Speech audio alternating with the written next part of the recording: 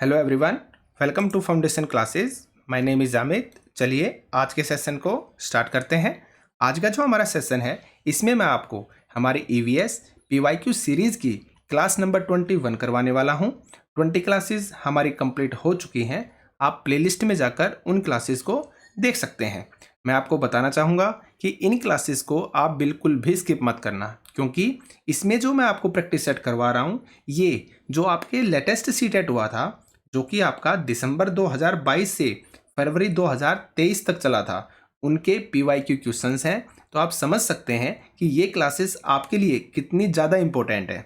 और अगर आप इस चैनल पर फर्स्ट टाइम आए हैं तो चैनल को सब्सक्राइब कर लीजिए। मैं फिर से बोल रहा हूँ, अगर आप इस चैनल पर फर्स्ट टाइम आए हैं तो चैनल को सब्सक्राइब कर लीजिए, क्योंकि इस चैनल पर आपको टीचिंग से रिलेटेड हर स्टडी मटेरियल मिलेगा, हर वीडियो मिलेगी। क्योंकि आपको अच्छे से पता है सीटेट के बाद आपके काफ़ी जो टीचिंग एग्जाम्स हैं वो होने वाले हैं, और इस चैनल पर आपको हर सब्जेक्ट की बेसिक नॉलेज मिलेगी। चाहे फिर आपका वो एनसीईआरटी का मैथमेटिक्स हो, या फिर सोशल साइंस हो, या फिर साइंस हो, या फिर चाहे वो ईवीएस हो, हम हर सब्जेक्ट को बहुत ही डिटेल से करवाने वाले हैं। इसलिए आप चैनल को सब्सक्राइब कर लीजिए ताकि आपकी कोई भी क्लास मिस ना हो। तो चलिए आगे बढ़ते हैं। इसके जस्ट बाद आपको जो हमारी हिंदी पेडागोजी की पीवाईक्यू सीरीज है उसका सेट नंबर 15 मिलने वाला है। चलिए आगे बढ़ते हैं। आज का हमारा फर्स्ट क्वेश्चन है, निम्नलिखित में से कौन सा कथन लिंग रूढ़िबद्धता का प्रदर्शन करता है? तो देखिए, सबसे पहले आप ये जानिए, जो लिंग रूढ़िबद्धता है ना, इसको इंग्लिश में बोला जाता है जेंडर स्टीरियोटाइप। जेंडर स्टीरियोटाइप, ठीक है। अब आपको जेंडर स्टीरियोटाइप का मतलब पता होना चाहिए, तो इसका मतलब समझाने से पहले मैं आपको इसकी एक्सप्लेनेशन दिखाता हूं, ठीक है। तो देखिए, जेंडर स्टीरियोटाइप यानी कि लैंगिक रूढ़िबद्धता। अब इसका मतलब क्या होता है? यानी कि बिना किसी को जाने पहचाने उनके बारे में एक सोच बना लेना। कोई एक विशेष ग्रुप होगा, कोई एक विशेष समूह होगा जिसको हम ना ही तो जानते हैं ना ही पहचानते हैं, और उसके बारे में हम क्या करते हैं, एक अपनी एक विशेष जो थिंकिंग होती है ना वो बना लेते हैं, सामान्यीकरण कर देते हैं हम, यानी कि एक सामान्य स्टेटमेंट दे देते हैं उस ग्रुप के बारे में, उस समूह के बारे में, ठीक है। तो यही यहाँ पर बोला जा रहा है। ना तो आप उस इंसान को या उस समूह को जानते हैं, ना ही कभी आप उनसे मिले हैं, लेकिन आपने क्या कर दिया, एक स्टेटमेंट बना ली अपने माइंड के अंदर। अगर जो ग्रुप है ना वो अच्छा नहीं है, या उस ग्रुप के बारे में कोई स्टेटमेंट दे दी, तो इसको बोला जाता है जेंडर स्टीरियोटाइप, यानी कि लैंगिक रूढ़िवादिता। अब इसके एग्जाम्पल देखिए आप।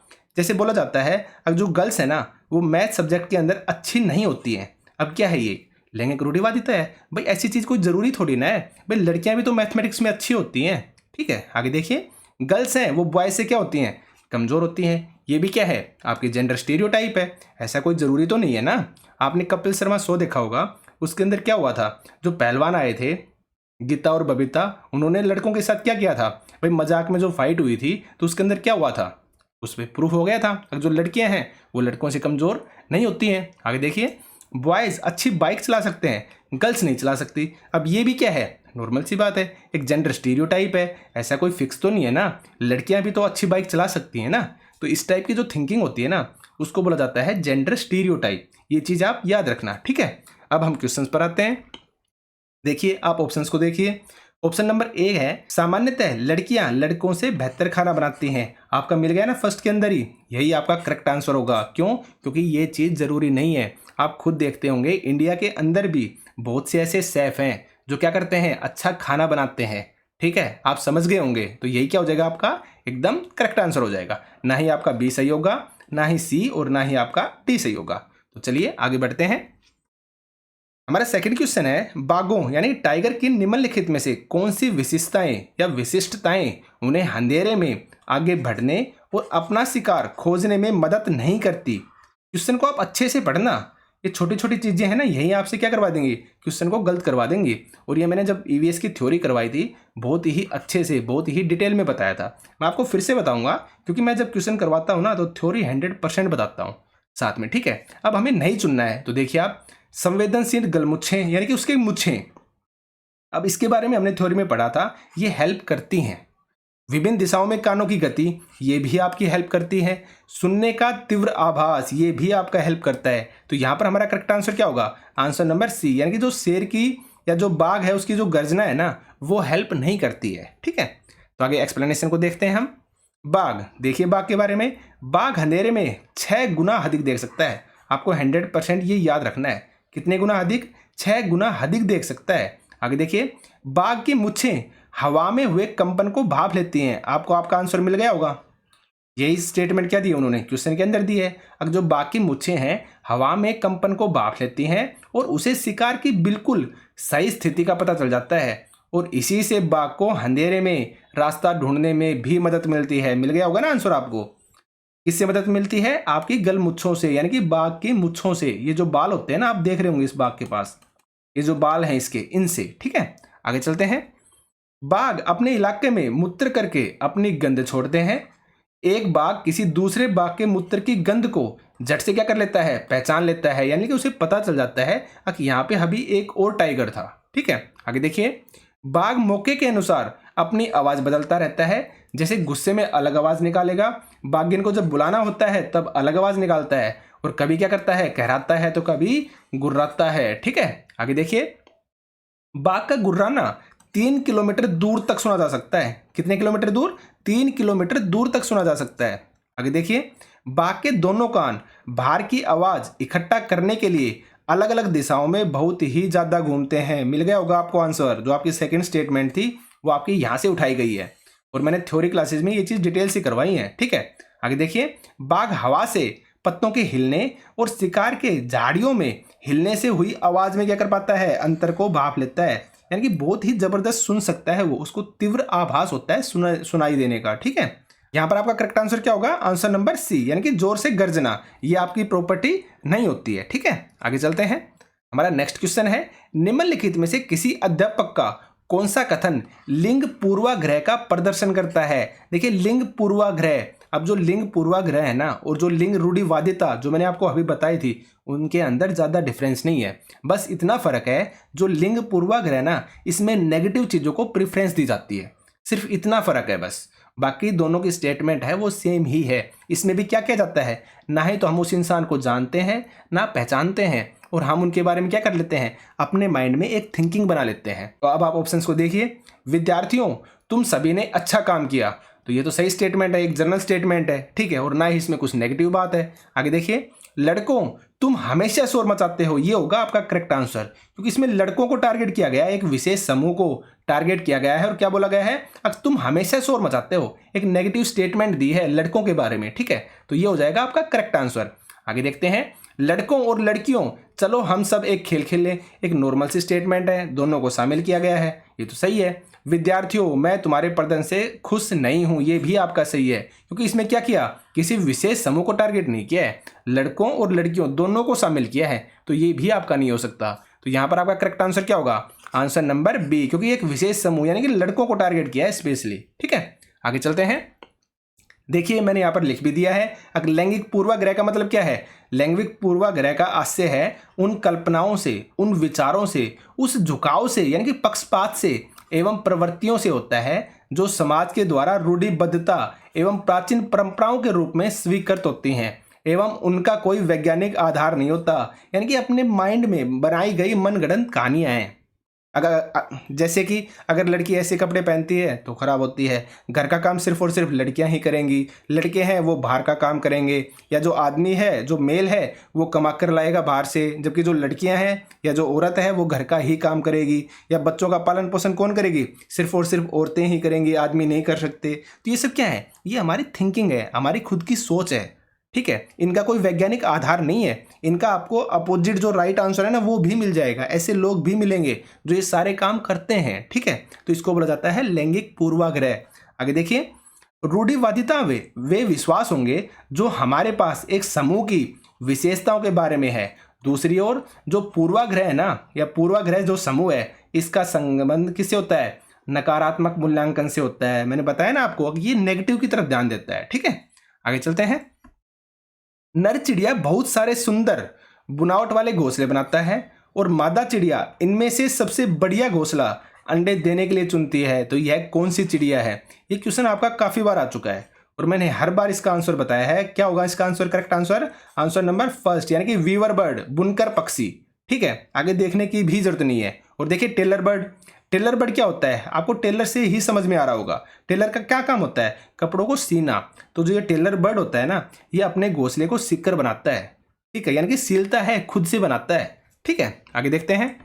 अब आप एक्सप्लेनेशन को देख सकते हैं। अब क्या है वीवर बर्ड, यानी कि सभी नर वीवर पक्षी क्या करते हैं, अपने अपने घोंसले बनाते हैं और मादा वीवर पक्षी इन सभी घोंसलों को देखती है और जो सबसे अच्छा होता है उसमें ही वह अंडे देती है। आप यहाँ पर देख सकते हैं, ये है आपका वीवर बर्ड और ये इस तरह से अपना क्या करता है, घोंसला बनाता है नर। ठीक है, आगे चलते हैं।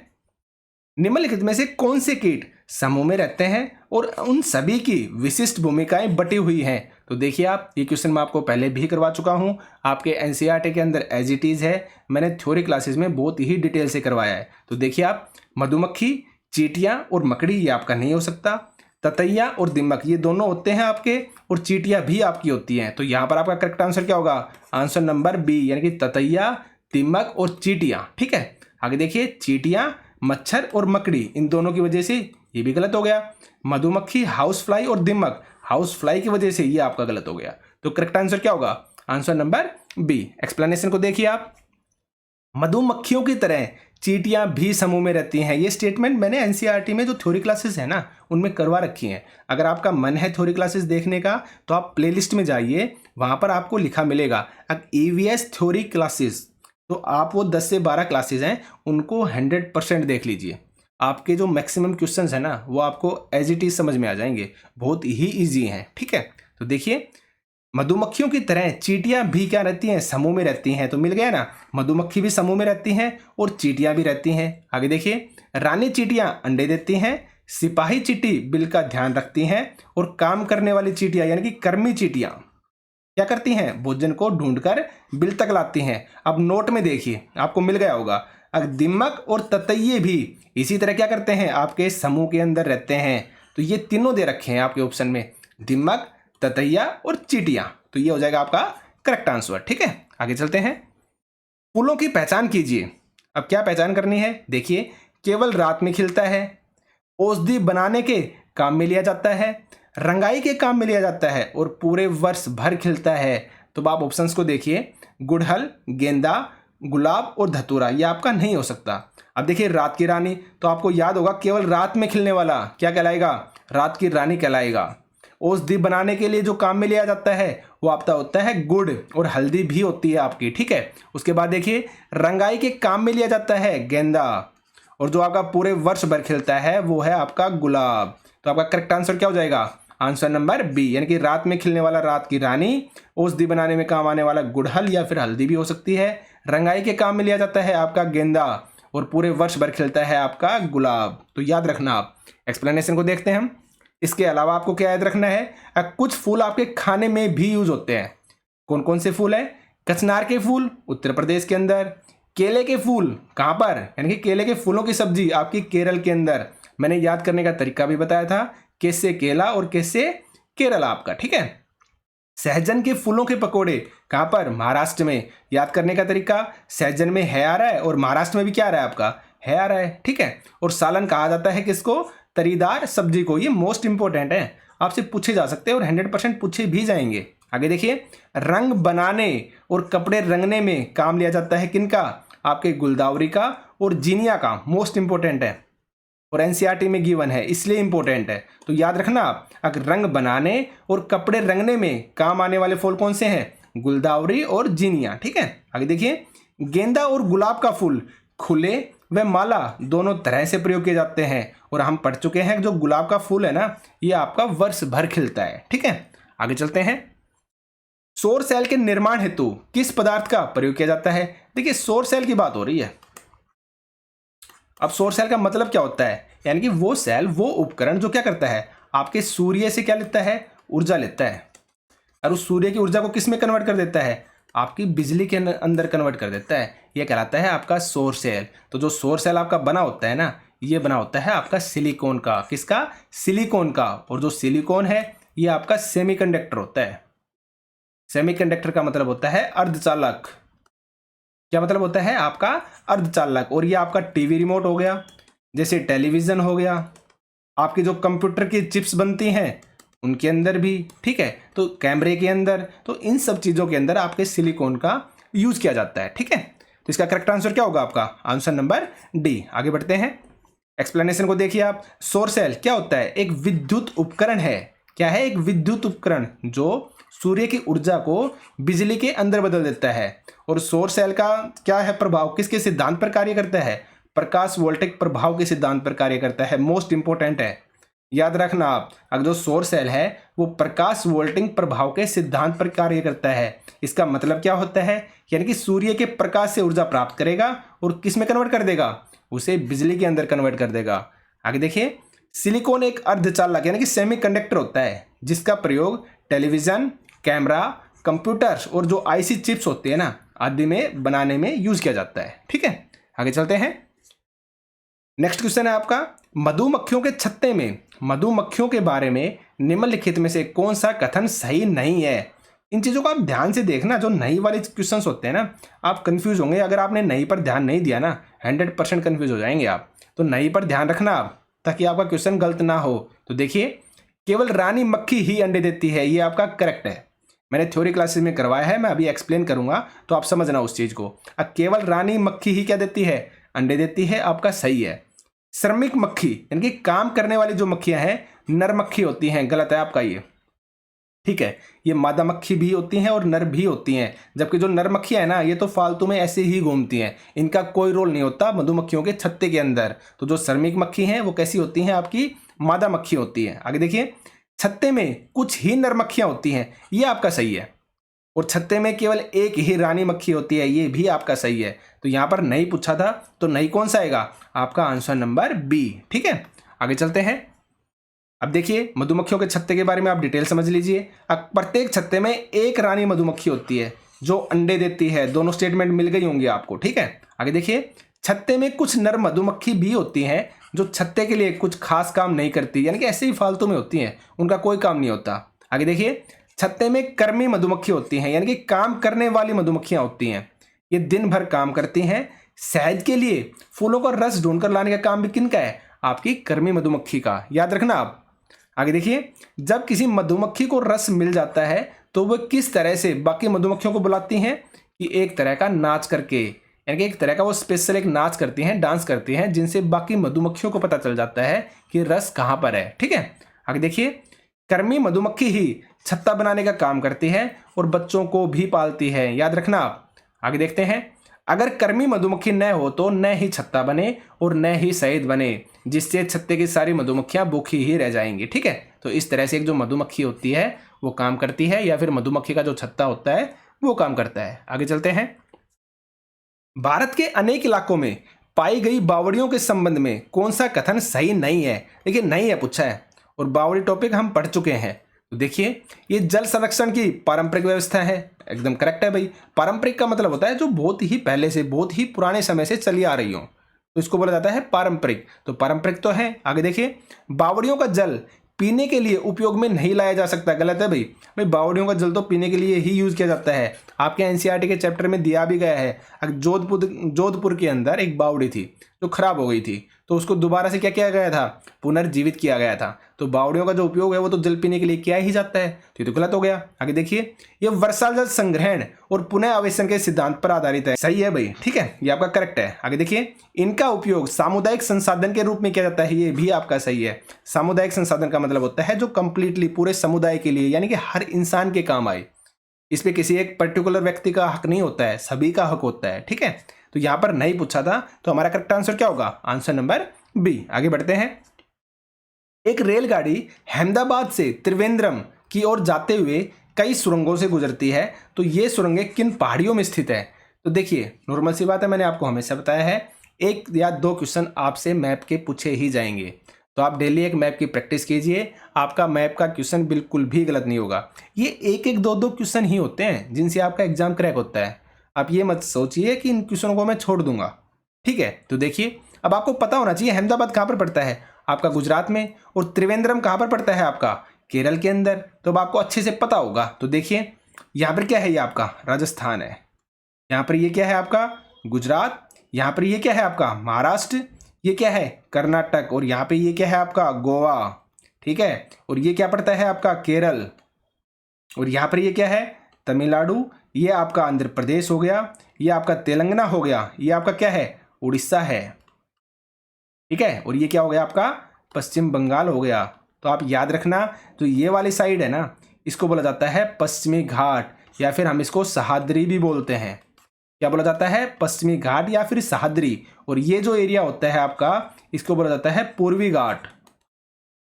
ठीक है। और इसमें हिमालय के बारे में बात हुई है। हिमालय के बारे में आपको पता है, नॉर्थ के अंदर पड़ता है आपका, यहाँ से स्टार्ट होगा और कंप्लीटली ऐसे चलते चलते कहाँ तक जाएगा? ये जाता है आपका अरुणाचल प्रदेश तक। ठीक है। तो ये आपका इस साइड में क्या होता है? नॉर्थ के अंदर हिमालय होता है। ठीक है। और अरावली, अरावली के बारे में आपको पता है, गुजरात के यहाँ से स्टार्ट होती है और ये आपका दिल्ली पड़ता है यहाँ पर। तो गुजरात से स्टार्ट होकर कहाँ तक? दिल्ली तक। और गुजरात के पालमपुर से स्टार्ट होगी और कहाँ तक जाएगी? आपकी दिल्ली तक। तो ये आपकी क्या होती है? अरावली होती है। लेकिन हमसे पूछा गया है, अगर जब आप अहमदाबाद से यानी कि गुजरात से कहाँ पर जा रहे हैं? त्रिवेंद्रम यानी कि केरल की तरफ जा रहे हैं, तो यानी कि यहाँ से आपने स्टार्ट किया और आप यहाँ पे इस साइड आ रहे हैं केरल तक, तो ये क्या कहलाएगा आपका? मैं आपको बता चुका हूँ, पश्चिमी घाट। तो करेक्ट आंसर क्या होगा आपका?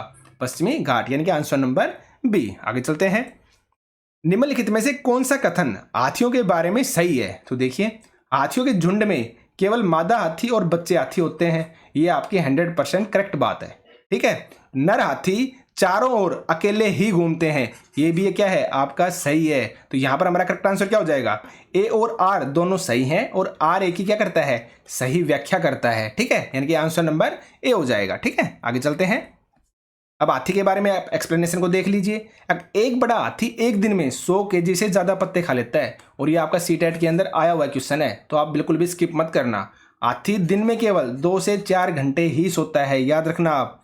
हाथी को पानी और कीचड़ में खेलना अच्छा लगता है। गर्मी लगने पर हाथी अपने कान हिलाकर क्या करते हैं? हवा करता है। आगे देखिए, मोस्ट इंपोर्टेंट लाइन है, हाथियों के झुंड में केवल हथिनियां और बच्चे ही रहते हैं, और यही आपके क्वेश्चन के अंदर दिया गया है, याद रखना आप, मोस्ट इंपोर्टेंट है। झुंड की सबसे बुजुर्ग हथिनी क्या होती है? झुंड की नेता होती है। ये स्टेटमेंट भी आप याद रखना, आई हुई स्टेटमेंट है ये। आगे चलते हैं।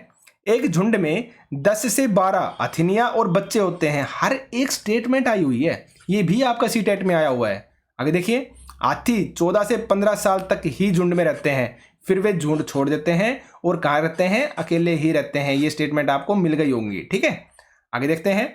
हाथी परेशानी आने पर एक दूसरे की मदद करते हैं और अपने बच्चों की देखभाल और सुरक्षा के लिए एक दूसरे का क्या देते हैं? साथ देते हैं। आगे चलते हैं। नीचे कक्षा 5 के 4 बच्चों के रक्त परीक्षण यानी कि ब्लड टेस्ट दिए गए हैं। जो ब्लड टेस्ट है उसकी रिपोर्ट दी गई है, तो उनके हीमोग्लोबिन के स्तर के बारे में यानी कि एचबी के बारे में, जिसमें क्या होता है? आपका आयरन होता है। और मैंने बताया था आपको, आयरन की कमी की वजह से कौन सा रोग होता है? आपका एनीमिया। ये भी आप याद रखना। अगर जब शरीर में आयरन की यानी कि खून के अंदर, ब्लड के अंदर जब आयरन की कमी हो जाती है ना, तो एनीमिया रोग हो जाता है, जिसको बोला जाता है रक्त अल्पता, यानी कि रक्त का कम होना। ठीक है। तो देखिए आप, अब मैंने आपको बताया था जब एक्सप्लेन की थी हमने थ्योरी, अब जो आपकी जो एचबी की जो नॉर्मल रेंज है ना, वो क्या होती है? 12 से 16 ग्राम पर डीएल। ये चीज़ मैंने आपको बताई थी। और जो हमारी कम्युनिटी पोस्ट है ना, वहाँ पर मैंने ये क्वेश्चन भी अपलोड किया है। तो आप जो कम्युनिटी पोस्ट है ना, वहाँ पर जाया कीजिए। जो चैनल पे जाओगे ना, होम पेज पे, तो वहाँ पर आपको कम्युनिटी ऑप्शन मिलेगा, तो उसमें मैं क्वेश्चंस डालता रहता हूँ और वहाँ पे मैं बाकी अपडेट भी करता हूँ चीज़ें, तो वहाँ पे आप जाया कीजिए, उनको देखा कीजिए। तो मैंने नॉर्मल रेंज क्या बताई थी? 12 से 16 ग्राम पर डेसीलीटर। डीएल का मतलब होता है डेसीलीटर। तो अब देखिए आप, अब यहाँ पर पूछा था अब इनमें से किन बच्चों में क्या है? एनीमिया है। तो जो भी 12 से कम होंगे ना, नॉर्मल सी बात, उनको क्या मिलेगा? एनीमिया मिलेगा। तो देखिए आप, अमन है, हाँ इसको है एनीमिया। राधिका 10 है, इसको भी एनीमिया है। सुरजीत 14 है, इसको नहीं है। आगे देखिए, मारिया ये 6 है, तो इसको भी क्या है? एनीमिया है। तो करेक्ट आंसर क्या होगा आपका? अमन, राधिका और मारिया। देखिए कहां पर है? ऑप्शन नंबर डी क्या हो जाएगा आपका करेक्ट आंसर। आगे चलते हैं। एनीमिया के बारे में देख लीजिए आप, मैं बता चुका हूं। अक्सर शरीर में हीमोग्लोबिन या आयरन की कमी होने को क्या बोला जाता है? एनीमिया बोला जाता है। और हीमोग्लोबिन में क्या मिलता है? आपका आयरन। आयरन को कैसे लिखते हैं हम? Fe से लिखते हैं, ये मिलता है। ठीक है। और एनीमिया रोग से ग्रस्त व्यक्ति को गुड़, आंवला और हरी पत्तेदार सब्जियां खाने की सलाह दी जाती है, क्योंकि इनमें क्या होता है? आयरन होता है। और ये क्वेश्चन आपका आ चुका है, काफ़ी बार आ चुका है सीटेट के अंदर। और मैंने बताया था, अगर मैंने रेंज लिखवाई थी आपको, शरीर में हीमोग्लोबिन कितना होना चाहिए? 12 से 16 ग्राम पर डेसीलीटर। डीएल का मतलब होता है ग्राम पर डेसीलीटर। ठीक है। आगे चलते हैं। चिड़ियों की आंखों के बारे में निम्नलिखित में से कौन सा कथन क्या है सही है। देखिए सही कथन पूछा है, तो देखिए सभी चिड़ियों के सिर के दोनों तरफ आंखें होती हैं। गलत है भैया आपका, सभी चिड़ियों की नहीं होती, ज्यादातर की होती है लेकिन सभी की नहीं होती है, तो इसलिए क्या हो गया, ये आपका गलत हो गया। आगे देखिए, चिड़िया दो भिन्न भिन्न वस्तुओं पर एक ही समय पर दृष्टि केंद्रित नहीं कर पाती, ये गलत है भैया आपका। जो पक्षी होते हैं ना, जो चिड़िया होती है ना, ये केंद्रित कर पाती हैं, तो इसलिए दोनों ही स्टेटमेंट क्या हो गई आपकी, गलत हो गई। तो ऑप्शन को देखिए आप, यानी कि ऑप्शन नंबर डी S1 और S2 दोनों ही क्या है आपके, गलत है। ठीक है, एक्सप्लेनेशन को देखते हैं हम। देखिए ये पक्षियों के बारे में है। अब ज्यादातर पक्षियां की आंखें उनके सिर के दोनों तरफ होती हैं, लेकिन वहां पर क्या बोला था, सभी बोल दिया था, इसलिए गलत हो गया। ठीक है, आगे देखिए, पक्षी एक ही समय में दो अलग अलग चीजों पर नजर डाल लेते हैं। आगे देखते हैं, जब ये बिल्कुल सामने देखते हैं तब इनकी दोनों आंखें एक ही चीज पर टिकी होती हैं। ज्यादातर पक्षियों की आंखों की पुतली नहीं घूम सकती। ज्यादातर बोला गया है, याद रखना, आप सभी नहीं बोला, ज्यादातर पक्षियों की। ठीक है, वे अपनी गर्दन घुमाकर ही क्या करते हैं, आसपास देख सकते हैं। ठीक है, आगे देखते हैं, पक्षी जब दोनों आंखों को एक ही चीज पर केंद्रित करते हैं तो उन्हें चीज की दूरी का एहसास होता है। यानी कि जब एक ही चीज पर केंद्रित करेंगे ना तब तो दूरी का एहसास होगा, और जब अलग अलग चीजों पर केंद्रित करेंगे ना तब होगा उनका देखने का जो दायरा है ना, जो दृष्टि है ना, वो बढ़ जाती है। यानी कि जो क्षेत्रफल है, जो एरिया है, दायरा है, वो बढ़ जाता है। तो इन दोनों डिफरेंस समझना इनको आप, और 100% याद भी रखना। अगर जब एक ही चीज पर केंद्रित करेंगे तो दूरी का एहसास, और जब अलग अलग चीजों पर केंद्रित करेंगे तो देखने का दायरा बढ़ जाता है। ठीक है, आगे चलते हैं। निम्नलिखित का क्या करिए आप, मिलान कीजिए। देखिए एक तरफ तो नेशनल पार्क दिए गए हैं और एक तरफ उनके राज्य दिए गए हैं, एकदम इजी है, आपको अच्छे से पता है। जो आपका जिम कॉर्बेट नेशनल पार्क है वो कहाँ पर है, आपको अच्छे से पता होगा, उत्तराखंड के अंदर। काजीरंगा अगर आपसे पूछा जाता है तो कहाँ पर है आपका, असम के अंदर। रणथंबोर अगर आपसे पूछा जाता है तो कहाँ पर है, राजस्थान में। और गिर कहाँ पर है, आपका गुजरात में। और गिर है वो किसके लिए प्रसिद्ध है, आपके जो एशियाई शेर हैं उनके लिए, इनके लिए प्रसिद्ध है ना, आपको पता होगा। तो आगे चलते हैं हम। अब देखिए आप, ए का क्या है, सेकंड, ए का सेकंड हो गया, बी का क्या हो गया आपका, फर्स्ट हो गया, सी का 4 और डी का क्या हो गया आपका 3 नंबर हो गया। तो यानी कि ऑप्शन नंबर बी क्या हो जाएगा आपका, करेक्ट आंसर हो जाएगा। आगे चलिए, एक्सप्लेनेशन को देख सकते हैं हम। अगर जो जिम कॉर्बेट नेशनल पार्क है कब बना था, 1936 में बना था, और इसका उस टाइम नाम क्या था, हेली। ठीक है, हेली नेशनल पार्क, ये भी आपको याद रखना है। ठीक है, और भारत का सबसे पुराना है ये भी आप याद रखना। ये सारी चीज़ें जब हम जीके स्टार्ट करेंगे ना, अब आपका जो सीटेट का एग्जाम है उसके बाद जब हम स्टार्ट करने वाले हैं ना, बहुत कुछ और बहुत ही डिटेल में आपसे करवाया जाएगा। आप DSSB का किसी भी एग्जाम को दीजिए, आप 100% चीज़ों को कर पाएंगे। ठीक है, तो इसका जो देखिए कहाँ पर है, ये उत्तराखंड में है, और किस लिए प्रसिद्ध है, रॉयल बंगाल टाइगर के लिए प्रसिद्ध है ये। काजीरंगा नेशनल पार्क आपका असम में पड़ता है, और किसके लिए प्रसिद्ध है, एक सींग वाले गैंडे के लिए। और मानस नेशनल पार्क आपका असम में जंगली भैंसे के लिए प्रसिद्ध। और गिर के बारे में मैंने आपको बताया, गुजरात में, और एशियाई शेर के लिए। और जो रणथंबोर है ये किसके लिए, राजस्थान में है, और सफेद बाघ यानी कि व्हाइट टाइगर के लिए। याद रखना आप, मोस्ट इंपोर्टेंट है। सरिस्का नेशनल पार्क आपका राजस्थान में, और ये भी किसके लिए, royal Bengal tiger. Kanha national park Madhya Pradesh के अंदर, और बारहसिंगा के लिए, मोस्ट इंपोर्टेंट, याद रखना आप। और सुंदरबन नेशनल पार्क सबको पता है कहाँ पर है, पश्चिम बंगाल में, और किस लिए प्रसिद्ध है, आपके रॉयल बंगाल टाइगर के लिए। ठीक है, तो यहां पर हमारा करेक्ट आंसर क्या होगा, आंसर नंबर बी। आगे चलते हैं, निम्नलिखित में से कौन सा समूह फल का है। तो देखिए इस टाइप के जो क्वेश्चंस होते हैं ना, उनके अंदर 100% कंफ्यूजन होता है। और ये जो आप जब साइंस करवाऊंगा ना मैं आपको, तो साइंस की जब NCERT करेंगे उसमें ये चीज़ मैं आपको डिटेल से बताऊंगा। फल क्या होते हैं, फूल क्या होते हैं, इनके अंदर क्या डिफरेंस होता है। तो यहाँ पर आप देखेंगे तो अब आप ऑप्शंस को देखिए, टमाटर, बैंगन और आम, ये क्या है, आपके समूह है फल के। अब आपके माइंड में आएगा, अब जो टमाटर है ये तो सब्जी है, बैंगन है ये भी किस में आता है, आपका सब्जी के अंदर आता है, वो आम है ये आपका फल है, आपके माइंड में ये आएगा। लेकिन अगर आप अच्छे से डिटेल से पढ़ेंगे ना तो आपको समझ में आएगा, जो आपका टमाटर है ना ये भी क्या है, एक फल होता है। जो बैंगन है ना ये भी क्या होता है, एक फल होता है आपका। जो हमारे पौधे के भाग होते हैं ना, उनसे डिसाइड होता है कि ये फल है या फिर ये पौधे हैं या तना है या जड़ है, उनसे पता चलता है ये सब चीज़ें। ठीक है, तो देखिए अब आप यहाँ पर हमारा आंसर क्या होगा, आंसर नंबर ए। एक्सप्लेनेशन को देखते हैं। देखिए आपको पता होगा जो आलू है और जो अदरक है वो किसके अंदर आती है, आपके तने के अंदर। और इसको क्या कहते हैं हम, सब्जी भी कहते हैं। यानी कि क्या है, तना होता है और सब्जी के अंदर आते हैं आलू और अदरक। इसी तरह आपका जो बैंगन है, आम है, केला, टमाटर और भिंडी ये आते हैं आपके किसके अंदर, फल के अंदर। और ये पौधा का जो अंडाशय भाग होता है ना उससे बनते हैं। तो अंडाशय भाग बनने की वजह से ये आप कहते हैं आपके फल के अंदर। तो ये सब्जी भी है, जैसे बैंगन है इसको हम सब्जी बोल देते हैं, टमाटर है सब्जी बोल देते हैं, भिंडी है सब्जी बोल देते हैं, लेकिन एक्चुअल में क्या होते हैं, ये फल होते हैं। ठीक है। इसी तरह आपकी मूली और गाजर है, इसको क्या है, ये जड़ होती हैं और एक्चुअल में है क्या, ये सब्जी। ठीक है, यानी कि जड़ होती हैं और साथ में सब्जी भी। ठीक है, तो ये हो जाएगा आपका करेक्ट आंसर। तो देखिए ये आपके 15 क्वेश्चंस थे। क्लासेस को बिल्कुल भी स्किप मत करना। ये आपके जो 2023 के अंदर जो लेटेस्ट में सीटेट का एग्जाम हुआ था उनके क्वेश्चंस हैं ये। तो आप चैनल को सब्सक्राइब कर लीजिए ताकि आपकी कोई भी क्लास मिस ना हो। वीडियो को लाइक कीजिए और शेयर भी कीजिए। तो आज के सेशन में सिर्फ इतना ही था। Thank you.